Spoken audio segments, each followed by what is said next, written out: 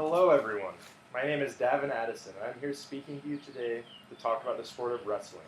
I'm a high school All-American, a two-time state placer, a two-time team captain, an overall lover of anything grappling, and I am wrestling Division I for BSU this fall in the 285-pound weight class.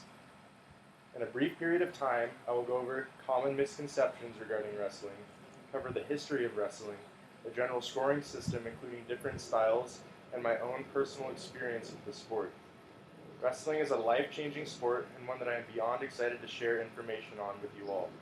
By the time this speech is complete, you will all have a general knowledge that is great enough to dispute misconceptions about the sport, spout off a little history to your peers, have enough knowledge of scoring to be able to watch a match and understand what is happening, and you will know a lot more about me as a person. When someone hears the word wrestling, oftentimes in our culture people think of large, steroid-abusing men who jump off of ropes and stage the results of their matches. This is perhaps the greatest misconception that people have of wrestling culture. In fact, true wrestling is nothing like this. In the sport of wrestling, there are many weight classes. There are 14 of them in high school and junior high, and 10 of them in college. Enough weight classes to make sure that everyone will wrestle someone their own size. So, the ratio of extremely large men and average size to very small men is substantially different than most people are aware of. The thought that some people think that matches are staged or faked is very disturbing and creates a resentment of professional wrestling like the WWE throughout the entire real wrestling community.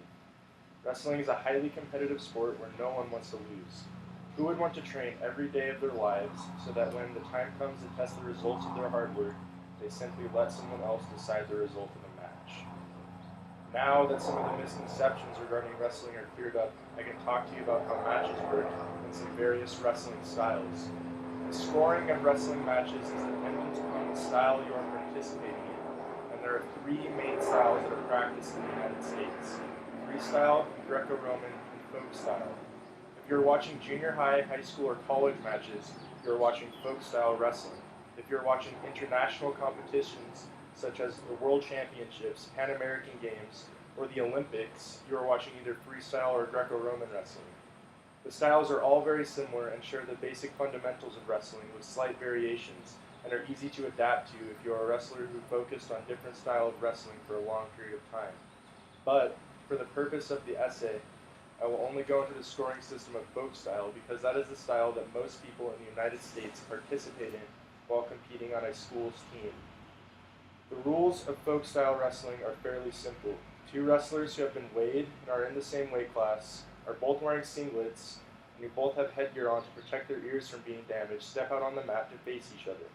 The match begins when the ref blows his whistle to signal the start of the first period of wrestling. Wrestling matches in folk style inside the high school setting have 3 2-minute periods, and in college have 1 3-minute period and 2 2-minute periods. Within that given amount of time, you either have to pin your opponent by getting his shoulders to touch the mat for a few seconds, or you must score more points than your opponent by the end of the match.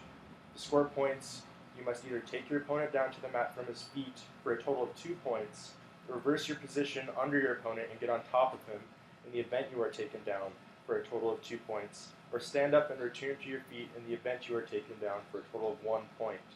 Although there is a lot to cover as far as the thousands of ways you can go about scoring takedowns, reversals, or stand-ups, hope that I've given you at least a vague idea of what is going on during a wrestling match. Now that everyone has at least a vague idea of basic wrestling scoring and the ability to throw down some rebuttals in the event someone starts talking about how wrestling is staged, I'll inform you all about the history of wrestling. The furthest traces of wrestling date back as far as 5000 BC within the Sumerian culture, but some of the most definitive evidence of ancient wrestling is drawings and writing in ancient Egypt, including depictions of men grappling one another and written rules for referees who watch the matches to enforce them upon participants. Perhaps the most common image we have of ancient wrestling is of the Greeks.